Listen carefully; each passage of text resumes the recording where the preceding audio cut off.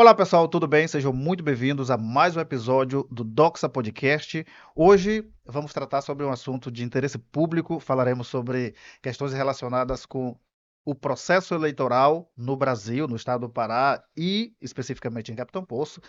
É, Porque as eleições municipais terminaram, foram concluídas, mas ainda há muita coisa sobre a qual a gente conversar, muitos assuntos relativos à questão eleitoral.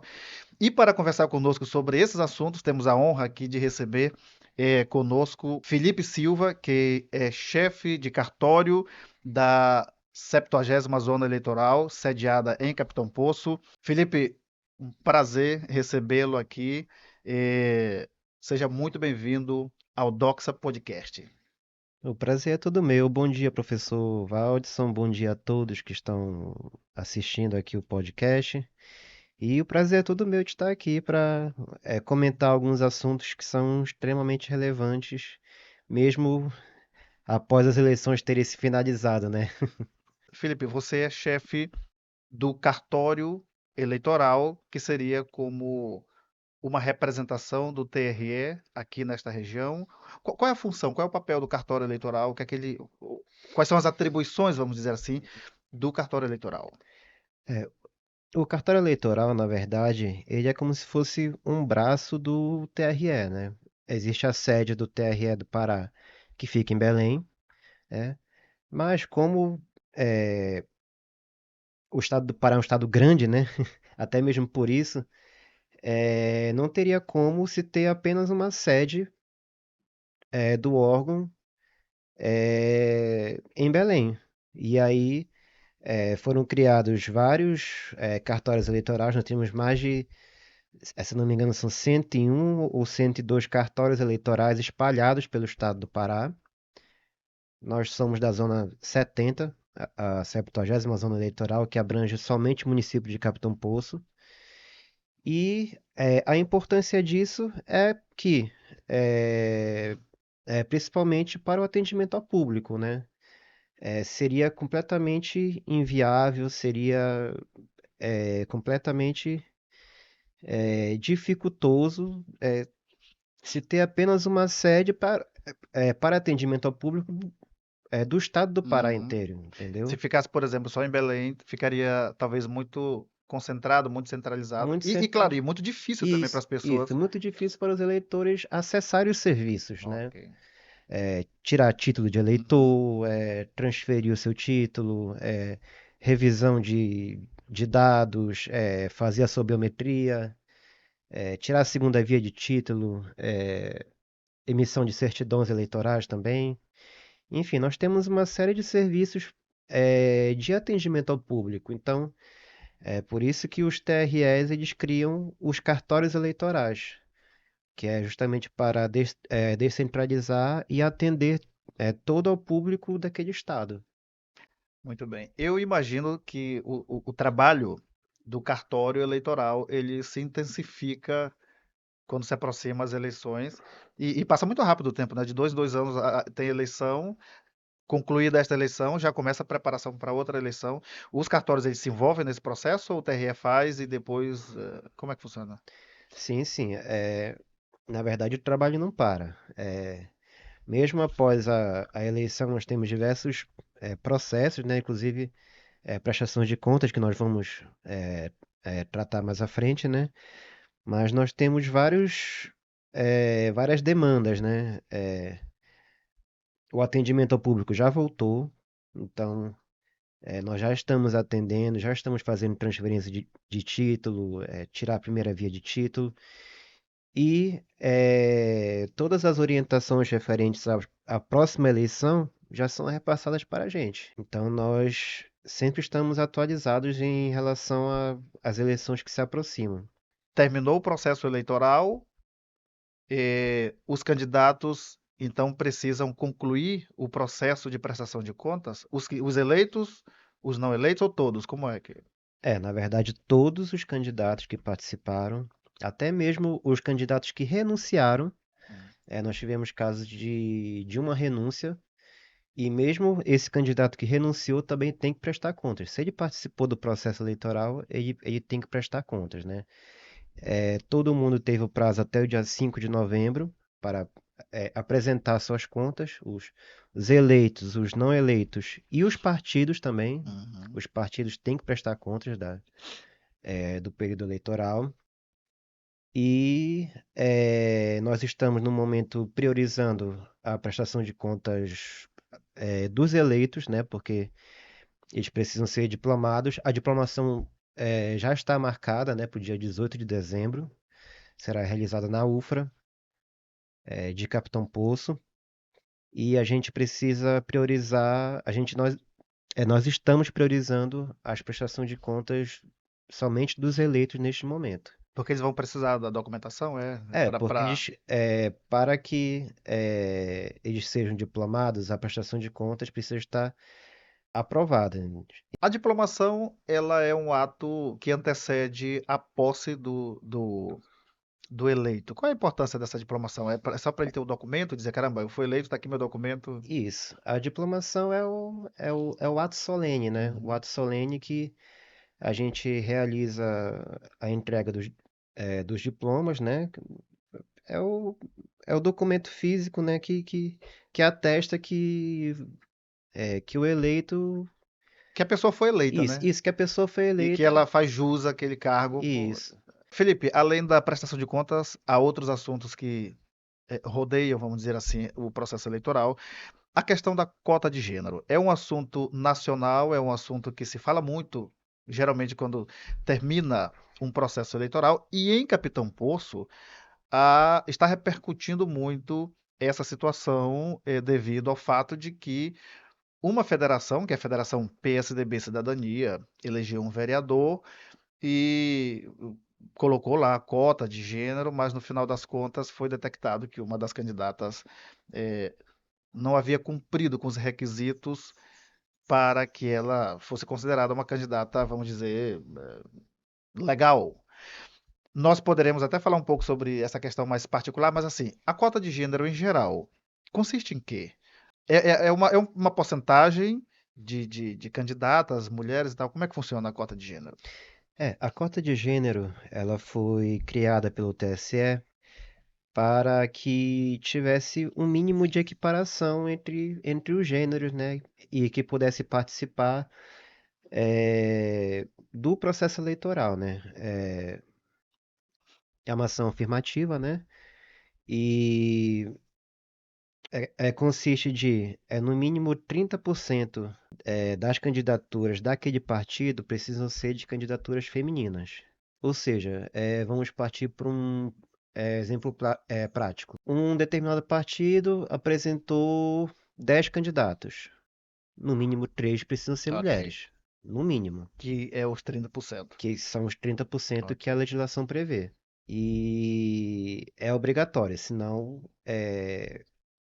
as outras candidaturas ficam prejudicadas e não podem concorrer. Foi publicado um levantamento pela Câmara dos Deputados, um setor da Câmara dos Deputados, que eu me esqueci o nome agora, mas eu posso ver já já. E esse levantamento foi publicado e foi feito com base nos dados do TSE das eleições de 2024 agora. E o levantamento constatou que fraude à cota de gênero foi praticada nessas eleições em 700 municípios brasileiros nessas eleições. Então, assim, se um determinado município se em algum município aconteceu fraude ou tentativa de fraude, que não se assuste as pessoas, porque não é exclusividade do nosso município, por exemplo, que está Não, esse processo rolando na não é justiça, né? exclusividade. É um assunto que é muito atual. O TSE vem sendo cada vez mais rígido em relação a esse tema. Por exemplo, em 2020, até 2020, existiam vários julgados isolados, ou então, às vezes até com alguns requisitos de fraude à cota de gênero, mas que os tribunais acabavam um entendendo de cada forma diferente. É um assunto que vem se fortalecendo e o TSE veio discutindo bastante esse assunto desde 2020 Uhum. até chegar em 2024. Em 2024, o TSE editou uma súmula em maio, agora de 2024, fortalecendo esse assunto, unificando esse entendimento. Ou seja, cada vez mais o TSE vem sendo mais rígido em relação a esse assunto. Então, é um assunto que está muito na moda, é um assunto que, para as próximas eleições, tende a ser mais debatido, né? Porque vai acontecer em vários municípios de se configurar fraude à cota de gênero, que são candidaturas laranjas, né? Ok. Candidaturas que se pessoas que se candidataram simplesmente para atingir a cota de gênero, né? E, desculpa, e é uma questão preocupante porque as fraudes que são praticadas contra a cota de gênero é uma pena, porque a cota de gênero é uma necessidade, não é? Uma É uma necessidade necessidade. que a Justiça Eleitoral detectou que as mulheres não participavam tanto da política quanto deveriam ou quanto poderiam. Isso. Criou a cota de gênero e os partidos ou as federações burlam essas determinações e só dificulta para as mulheres. Sim. É, há casos, por exemplo, em que determinada federação, determinado partido não conseguiu os requisitos ou não conseguiu o suficiente candidaturas femininas. É porque as mulheres não querem? Assim, uma opinião pessoal tua, é porque. Como é que tu percebe? É porque as mulheres não querem participar ou porque realmente não há espaço, não há abertura para elas nesse campo da política masculinizado, vamos dizer assim? Eu creio que é algo cultural. Ok. Ao meu ponto de vista, é algo cultural. Em muitos municípios ainda existe um machismo muito forte em relação à força da mulher. Então, muitas mulheres não se sentem com aquela força para querer entrar Uhum. em, em cargos públicos, Uhum. às vezes, para querer mudar suas situações. Porque, É, desculpa, para a mulher entrar na política seria estar disposta a disputar esse cargo, seja de vereador ou qualquer outro, uhum, com, com os homens que já estão, estão há muito tempo. assim, E assim, às vezes, se perpetuando de família em família. Então, uhum. é muito difícil para as mulheres. Tanto que, por exemplo, aqui em Capitão Poço, s- de 15 vereadores que foram eleitos agora, somente uma mulher. É, é uma situação que eu acho que é muito triste. Muito triste. Eu acho que a gente precisa ter mais Uhum. representatividade feminina e abrir a nossa mente para que a gente escute as mulheres. Ok. É muito importante essa representatividade. Porque a mulher, ela pode dar uma contribuição muito importante para a Pode. política, eu diria, nacional. No Congresso Nacional até tem, né? A gente vê que, embora o ambiente da Câmara ou do Senado seja um ambiente muito masculino, a gente nota que tem umas mulheres ali que fazem, como é que eu diria, fazem jus ao cargo que Uhum, tem e elas vão para isso. cima e etc. Isso é em nível nacional. Nos municípios em Uhum. geral, como menor, talvez, esse machismo talvez ele impere ou ele seja mais Ainda forte. impera. Infelizmente ainda impera. E aí, muitas mulheres não se sentem dispostas a querer lutar contra isso, né? Se sentem sem força, né, Sem força, para enfrentar uma cultura, para é, enfrentar um negócio que já está enraizado, estabelecido isso. ali e que é É, difícil quebrar. é uma situação lamentável, ao meu ver, ainda. Mas vamos esperar que, com o tempo, essa questão cultural avance, né? Felipe, nós estamos falando então da cota de gênero e vamos trazer para a nossa conversa rapidamente, assim, no que se puder falar sobre essa questão que aconteceu aqui em Capitão Poço, que a Federação PSDB Cidadania apresentou uns candidatos aí, apresentou 15 candidatos, desses 15, 6 foram candidaturas femininas, que na prática cumprem com o requisito da cota de gênero. Mas resulta que o PSDB, aliás, a federação ela precisa cumprir com a cota de gênero, mas também cada partido individual que compõe a federação também precisa cumprir. E o PSDB ele apresentou 11 candidatos. Desses 11, 3 foram candidaturas femininas. O TSE considera que é um número suficiente. Só que resulta que uma dessas candidatas do PSDB tirou zero voto, o que, o que fica ali subentendido que ela não fez campanha, que ela nem ela votou em si própria. E também, segundo a Promotoria Eleitoral de Capitão Poço, ela não prestou contas, quer dizer, as contas dela estão sem movimentação, sem nenhuma movimentação expressiva. Esse processo ele está rolando, tu pode falar disso? Como é que funciona? Onde é que ele está? Em que pé anda essa questão? No momento essa ação, ela chegou pra gente semana passada, né? E ela tá bem no início ainda. Então, a ação chegou pra gente. Qual é o primeiro passo?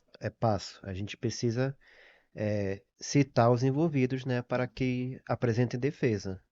E é nesse momento que estamos agora. Está correndo o prazo de 5 dias para que os investigados apresentem defesa, né? Até porque é direito deles, né? Uhum. Ampla defesa e, e que o juiz possa apreciar os motivos, né? A defesa de cada um e nesse momento é assim que está o processo. Então, e aí depois, muito provavelmente já vai voltar para o juiz para ele verificar se já está em condições de julgamento ou se é, será realizada alguma audiência, enfim. E Muito aí, bem. Esse processo, ele é julgado, ele tramita em Capitão Poço? isso, Aqui, ele tramita aqui em Capitão Poço, aqui na 70ª Zona Eleitoral. É uma ação de investigação judicial eleitoral, a famosa AIGE. Ok. E aí ela tramita na zona, né? Quem decide é o juiz eleitoral daquela zona, e sendo que cabe recurso, né? Da decisão do juiz da zona cabe recurso, e aí a ação sobe para o TRE. E aí o Uhum. TRE analisa e faz o julgamento em segunda instância também. E aí depois também cabe recurso Ok. pro TSE, Ok. entendeu? E aí e por aí vai. Então, se recorrerem da decisão de Capitão Poço, vai para Belém. Isso, vai Se para Belém. recorrerem da decisão de Belém, vai para Vai Brasília. para Brasília. Muito Isso. bem. Sobre esse caso, eu estava analisando aqui os dados dessas candidaturas no portal do próprio TSE. Os dados estão disponíveis lá para quem quiser ver. Uhum. Assim, desses 15 candidatos que essa federação apresentou, 6 eram mulheres, como eu falei. Agora, se a gente for analisar, uma das candidatas, ela tirou 450 e poucos votos, se eu não me engano. Quase que se elegeu, vamos dizer assim. Das 5 que não tiveram votação expressiva, a maior votação foi 16 votos. Teve uma com 16, uma com 15, uma com 8 e teve uma que teve zero voto. Então, assim, é uma situação que a justiça deve analisar com muita calma. Com muita calma, não. Com muita tranquilidade, aliás, porque os dados estão aí. Eu julgo não, eu considero que o PSDB ele teve até, vamos dizer certo azar, falando em linguagem assim mais popular, porque ele apresentou 15 candidatos e 3 mulheres, que está no limite do cumprimento da cota de gênero. Se ele tivesse apresentado 4 candidatas, por exemplo, uma tivesse tirado zero votos, não teria problema, porque as outras ele estaria cumprindo a cota de gênero. E aí entra uma questão que eu queria só para mencionar, que talvez as pessoas precisem saber ou queiram saber, que é o seguinte: Felipe, tirar zero voto numa eleição, isso não é crime, não é? O candidato ele pode tirar zero Não, voto. crime não é.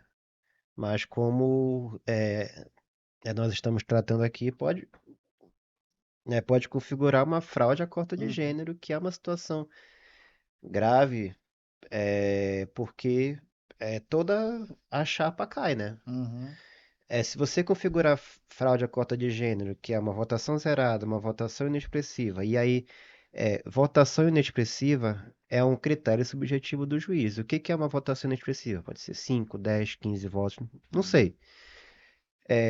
Prestação de contas zerada também é outro indício de fraude. uhum, Ausência de atos de campanha também é outro. E aí basta ter um desses elementos, não precisa ser todos os elementos uhum. juntos. O TSE vem cada vez mais sendo rígido nessa situação. Se configurar apenas um dos elementos, pode configurar fraude à cota de gênero, né?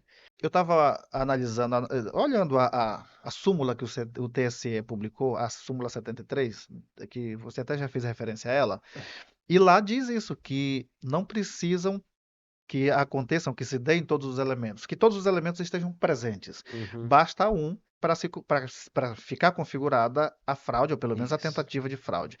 Neste caso específico, eu não estou julgando ninguém, não estou nem fazendo análise, juízo de valor, nada, mas nesse caso específico, ela teve zero voto. Então, de acordo com o entendimento do TSE, já estaria configurada ali a fraude à cota de gênero, porque o partido apresentou três candidatas no limite da cota, do cumprimento da cota. Então, se uma sai, caiu toda a federação. Agora é o seguinte: digamos, numa hipótese, nós não estamos aqui julgando, nem determinando, nem nada, que seja constatada a fraude da cota de gênero e aí a federação é punida. Qual é a punição? O que acontece com essas pessoas? Tá. Os envolvidos, né? Na verdade, se configurar fraude à cota de gênero, isso afeta todos os candidatos daquele partido ou federação. Se tiver algum eleito, é, esse eleito ele pode vir a ser cassado, porque cai todo o partido. Cai todo o partido, cai toda a federação. Além disso, ainda tem a possibilidade dos que praticaram ou anuíram com a conduta se tornarem inelegíveis. E aí é muito grave, né? Porque Ó, aí não pode concorrer para a próxima eleição. ok. E a consequência final é a nulidade dos votos obtidos pelo partido, e aí será feita uma recontagem para fins de se verificar o quociente eleitoral e partidário para que o próprio é, sistema verifique quem vai ter direito a essa vaga que ficou em aberto, né? Ok. Nesse caso, vamos dizer que seja constatado e que foram punidos, etc, etc, os votos foram anulados, tá? Esses votos, eles realmente desaparecem ou eles são É, eles, redistribuídos? eles são anulados, eles não são redistribuídos. Aqui em Capitão Poço já há uma série de especulação, já tem gente especulando sobre quem entra, quem não vai entrar, fulano deste partido, do outro. Né? Até a mim já foi perguntado, Valdson, o que é que tu acha? Quem entraria? Eu não sei, isso é uma questão que eles vão Isso aí, determinar. também não sei. É o próprio sistema que faz a reprocessamento, Hum, né? Faz uma recontagem considerando os quocientes, né? Eleitoral e partidário. E aí o próprio sistema que vai apontar quem vai ser o 15º vereador. é. Muito bem. Então, assim, esse processo a gente aguarda para ver o que é que a justiça vai determinar, porque no fundo não, na realidade é a justiça eleitoral que vai dar um encaminhamento, ou vai dar a decisão. Felipe, para a gente ir encaminhando já para o final da nossa conversa, a eleição terminou, os trabalhos continuam, inclusive, pelo que eu estou notando, muitos trabalhos. Houve eleitores que não votaram nem no primeiro turno e nem no segundo turno. E há um prazo da Justiça Eleitoral para que eles façam a justificativa do voto. Quais são os prazos? Até quando a pessoa que não votou no primeiro ou no segundo turno pode justificar seu voto? Para o primeiro turno, o prazo é até o dia 5 de dezembro, né? E para os municípios que tiveram o segundo turno, né? No caso aqui do Pará, só Belém e Santarém, né? Tiveram o segundo turno. O prazo vai até o dia 7 de janeiro. Quem não justificar dentro desse prazo vai ter uma sanção, vai ser É, punido pela Justiça Eleitoral. isso. Vai ficar com débito junto à Justiça Eleitoral e aí impede de obter a quitação eleitoral, né? Porque a quitação eleitoral ela é muito importante por diversas situações, né? Por exemplo, se você quiser tirar um passaporte, você precisa Uhum. estar quite com a Justiça Eleitoral. Se É, precisar fazer um concurso público, por exemplo, eles vão isso. pedir a quitação eleitoral. Se inscrever numa faculdade, numa universidade. Geralmente as universidades pedem Uhum. certidão de quitação eleitoral. Então é muito importante que você esteja em dia. Até mesmo pode gerar consequências mais graves. Se um eleitor deixar de votar 3 eleições consecutivas ou 5 não consecutivas, o título é cancelado. E Hum. se o título é cancelado, aí Aí ele vai ter um problema grande para resolver, isso não? vai ter problema, porque isso afeta CPF, isso afeta, às vezes, benefícios Ok. do governo, isso afeta uma série de situações, afeta até mesmo aquelas situações de cadastro do governo na Para programas sociais? também. Programas sociais, eu esqueci o nome agora, aquela conta Gov. Ah, tá, o Ah, gov.br. isso, gov.br Uhum. também afeta. Enfim, é um problema. E aí, vale ressaltar, cada turno é uma eleição. Se a pessoa faltou 2 turnos, para a gente, a pessoa faltou 2 eleições. Ou seja, vamos imaginar hipoteticamente que um eleitor faltou nas eleições de 2022 e 2024. Uhum. Mas ela faltou o primeiro turno em 2022, o segundo turno em 2022 e o primeiro turno em 2024. O título vai ser cancelado, entendeu? Porque são 3 eleições. Cada turno é uma eleição. E aí, só destacando, se o eleitor faltar 3 eleições consecutivas ou 5 não consecutivas, o título é cancelado. Tchau, título e venha problemas E para aí, resolver. e aí tem que comparecer lá no cartório ou então retirar o boleto de multa pela internet, também está disponível, para poder regularizar a sua situação. Muito bem. Não é à toa que o voto é obrigatório no Brasil, né? Isso, o voto é obrigatório. E, bom, então, e você que está assistindo aí, caso tenha tido algum problema e não votou nas eleições de 2024, o Felipe falou daí das datas, dos prazos, para o primeiro turno até 5 de dezembro e para o segundo turno até 7 de janeiro. Uhum. Vá lá no cartório eleitoral, de repente ele lhe atende e aí você vai, você vai regularizar a sua situação. E caso tenha faltado em eleições anteriores, você pode comparecer até o cartório para regularizar a sua situação, Uhum. né? Que é muito importante você deixar o seu título em dia. As pessoas que tenham tido, por exemplo, o título cancelado porque faltaram as 5 eleições ali, não consecutivas, mas 5. Podem ir lá, que é lá que se resolve. Isso, pode ir lá que a gente regulariza a situação da pessoa. Beleza. Então, mais algum assunto que tu consideres pertinente para o momento para comentar ou a gente pode. Não, em termos de justiça eleitoral, creio que os assuntos do momento são esses, né? Quanto antes a pessoa vir para tirar seu título, para tirar sua biometria. Ah, um assunto importante, eu lembrei também. Biometria. Ok. Biometria. Durante a pandemia, nós não paralisamos os atendimentos. Só que durante a pandemia, nós não estávamos colhendo biometria, Hum. né? Por conta das restrições da pandemia, distanciamento, a gente é, não poder tocar na mão das pessoas, né? Enfim, então a gente não está fazendo o cadastramento biométrico. E aí, quem tirou o título durante a pandemia, tirou o título sem biometria.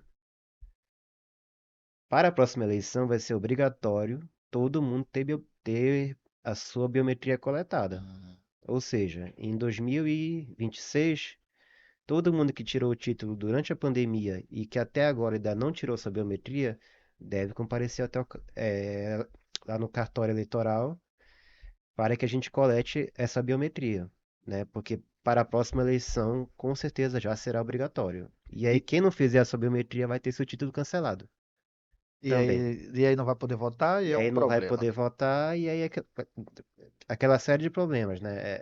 CPF, enfim, Então mexe a tudo. recomendação é quem tem o título que foi tirado aí durante a pandemia para 2026, aliás, para 2026 não, corra ao cartório eleitoral e regularize sua situação porque ele pode ser cancelado, o título no caso, É, né?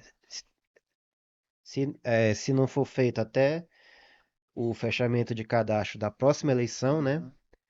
Que é por volta de. É sempre em maio, né? Sempre início de maio. A data limite para se tirar títulos para todos os serviços referentes ao título eleitoral, né? Se a pessoa não comparecer até o dia. acho que 6 ou 7 de maio de 2026, o título será cancelado. Quem não tiver biometria. Ok. Muito bem, Felipe. Conversa interessante, conversa boa, assuntos relevantes, são assuntos de interesse da população. É sempre bom a gente conversar sobre essas questões. Eu quero, para finalizar, agradecer, assim, de coração mesmo a tua disponibilidade de ter vindo aqui conversar conosco sobre esses assuntos. Muito obrigado. Eh, E, bom, está convidado para a qualquer momento que surgir assunto sempre tem, mas quando surgirem assuntos assim que chamem a atenção e que seja necessário a gente falar aqui, está convidado. Muito obrigado. Eu que agradeço pelo convite, professor. Sempre que